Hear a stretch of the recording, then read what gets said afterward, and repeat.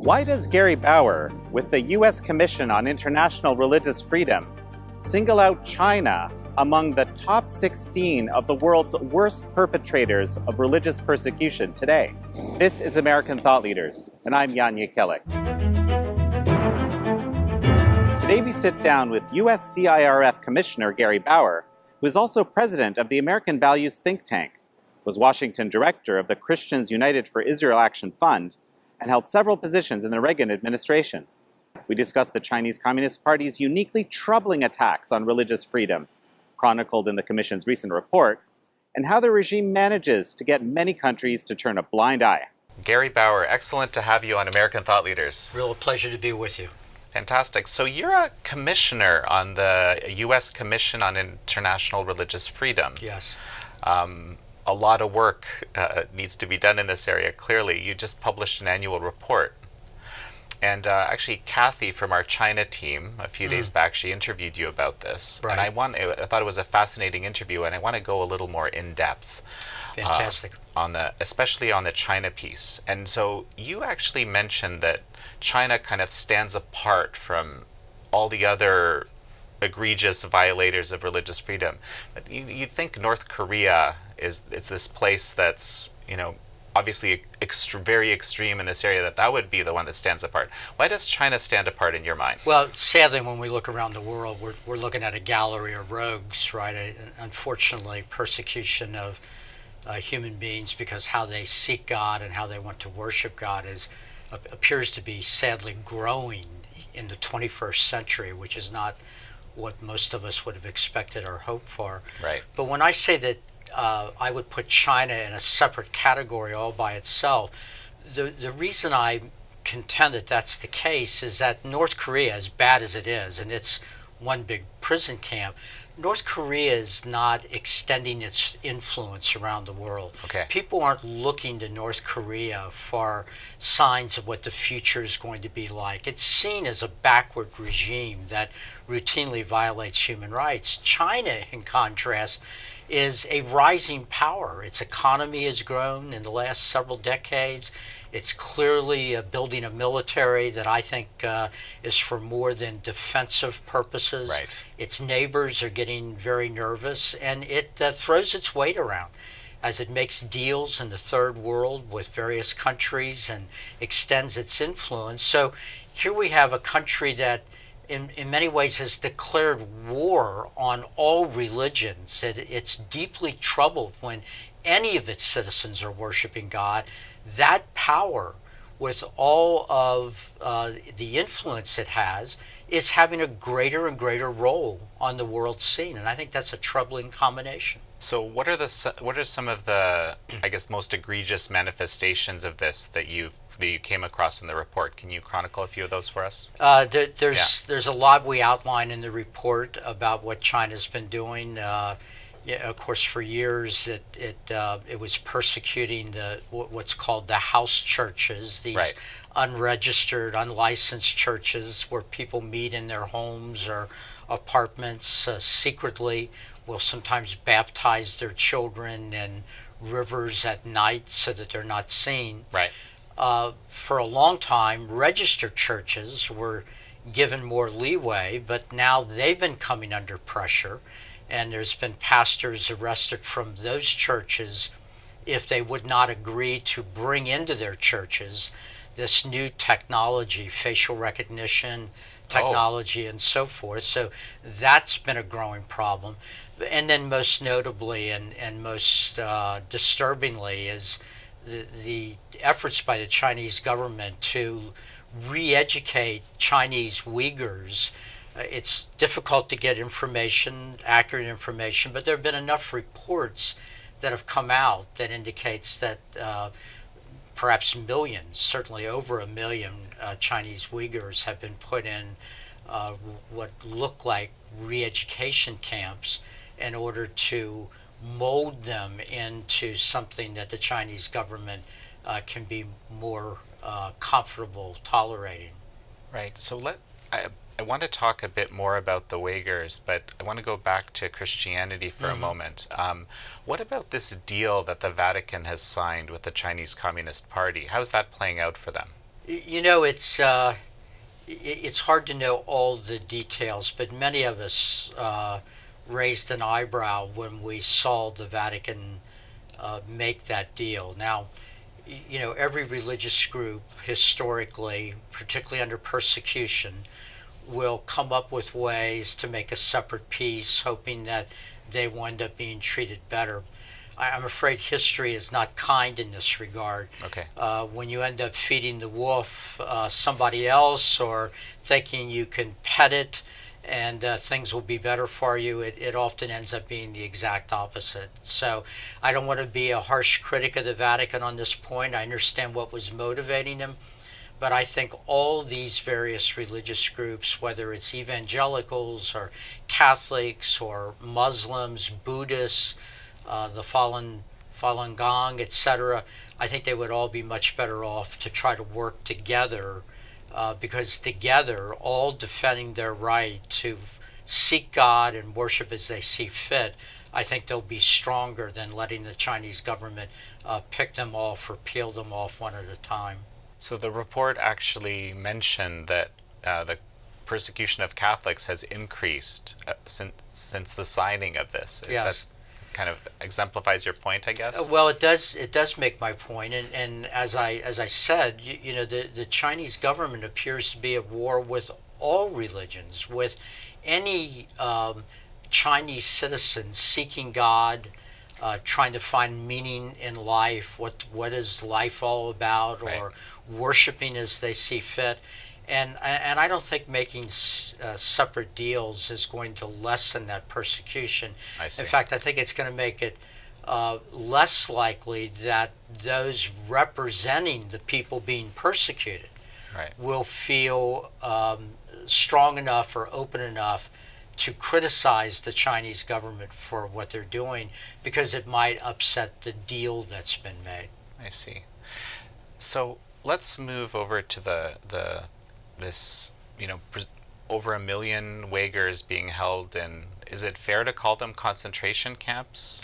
They certainly have been called concentration camps.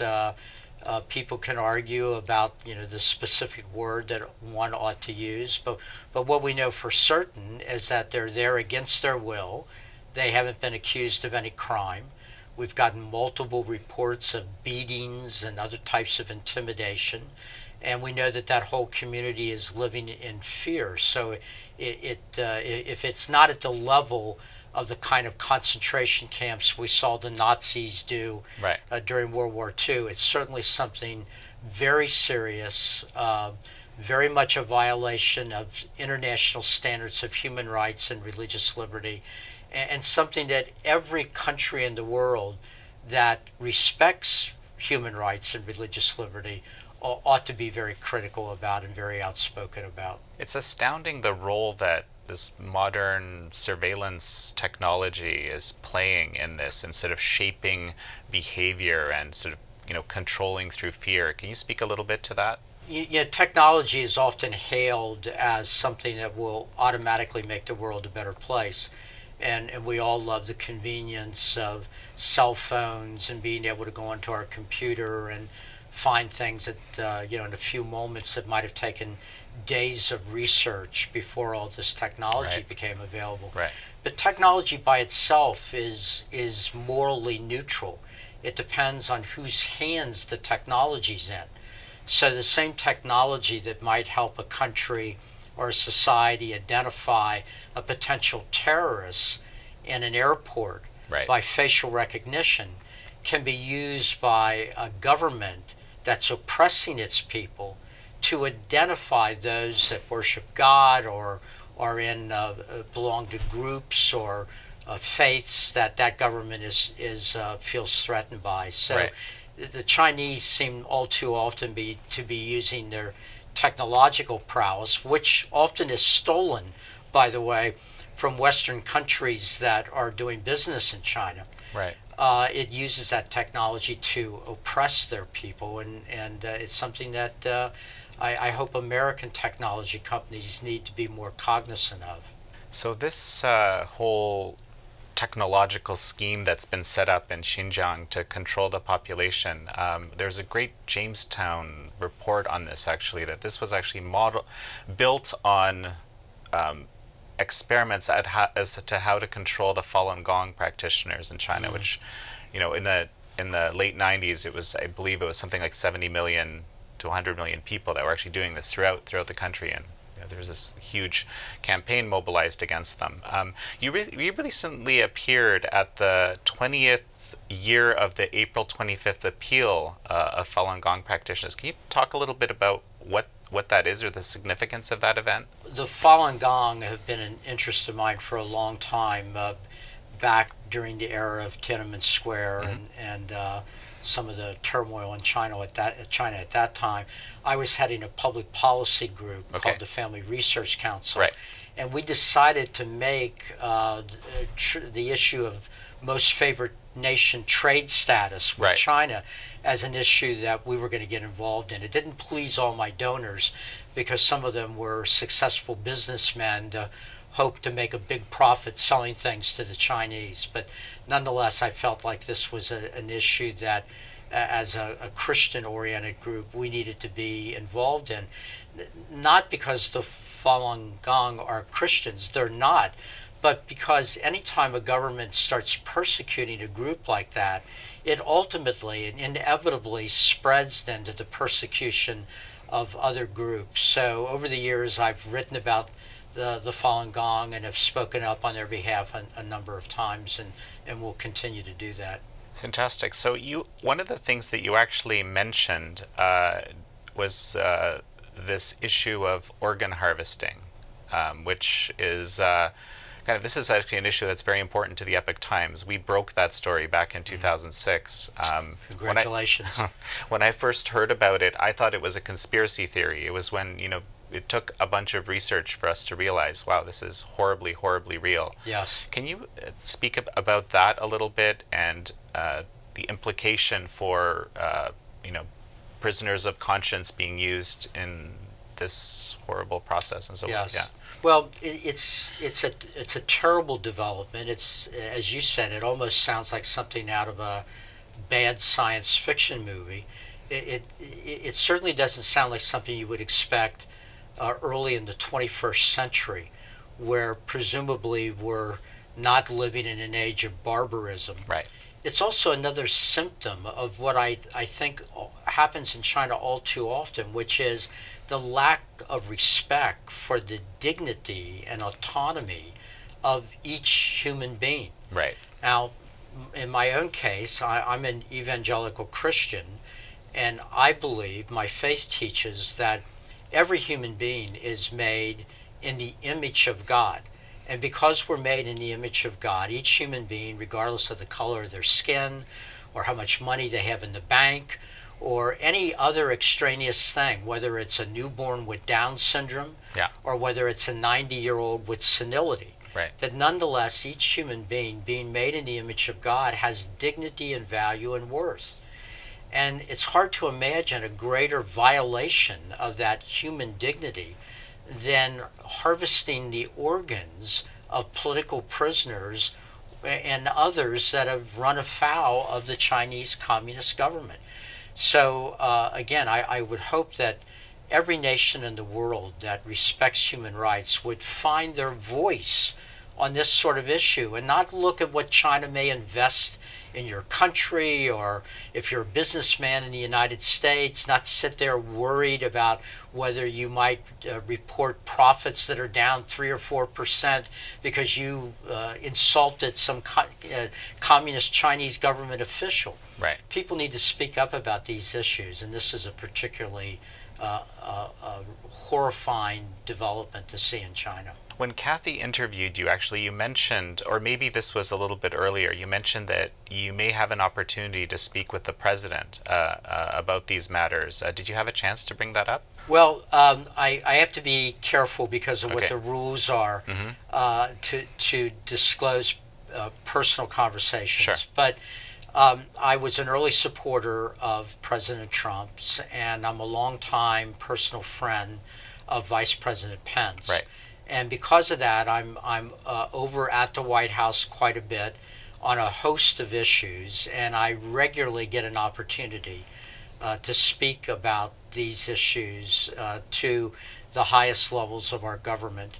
And I promise I'll continue to take advantage of that to bring up these issues. USCIRF will be briefing the Vice President soon on a host of issues related to our annual report. And one of the issues I will be talking about specifically are the things that are happening in China right now. Oh, that's excellent to hear. So one of the things that we've been covering actually at the Epoch Times, and I was actually speaking about this a bit at an event at the Hoover Institution yesterday, is the incredible or horrible effectiveness that of the Chinese Communist Party's United Front work, or essentially the propaganda or disinformation about how actually everything's great in China. We only need to think about investment. If we just think about the economics, the religious freedom side, that'll all get worked out. The democracy side will get all worked out. And it even today, we have 1 million people in essentially concentration camps. We have house Christians, Catholics, Falun Gong practitioners, and others being persecuted for their faith. Somehow this isn't in the collective zeitgeist of, the public certainly, but perhaps even policymakers. How does that work? Well, one of the arguments that we had over the whole issue of trade with China 30 years ago was the argument that many made that trade with China would end up changing China, that there would be something magical about a quasi-capitalism being permitted in China that would result in political reforms. Many of us on the other side of the debate argued that it was much more likely that trade with China would change the United States. Oh. And that's exactly what's happened. As more and more American companies rely on China for profit growth, it has turned good American capitalists into apologists for the Chinese Communist government. And that's, I don't know whether it's more depressing or more outrageous. So I made it a point in our press conference introducing our annual report to single out American businesses for being in bed with Chinese communists. I often wonder what Putin in Russia or the old line communists in Russia think, looking at all the progress China's been able to make. Progress, right? Right, quote unquote. Yeah. And keeping down the criticism from people in the United States that ought to be very critical.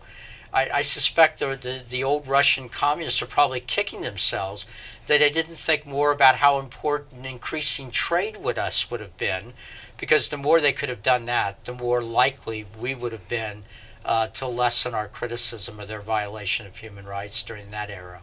Okay, we're going to have to wrap up in a moment. But so, anything else you would like to share about the report or the commission? Over the years, I discovered when we were working on a number of issues similar to these, for example, the treatment of Soviet Jews during the Cold War.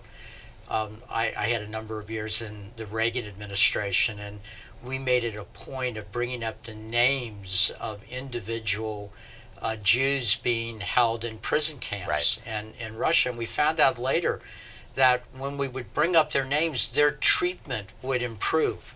So I don't know whether our conversation will somehow ever make it into China under this communist rule. I suspect in the world we live in, it may very well do that. So I would just say to anybody that happens to see this report in China and is suffering because of how they worship God, or suffering because they've dared to speak out in criticism of the policies of their government, there are people around the world that care about you, that love you, that will continue to speak out for you no matter what the Chinese government does. Don't lose heart. I believe history will show that freedom wins in the final analysis, and better days are ahead. No, that's fantastic. And it's, people, but also the U.S. government, right?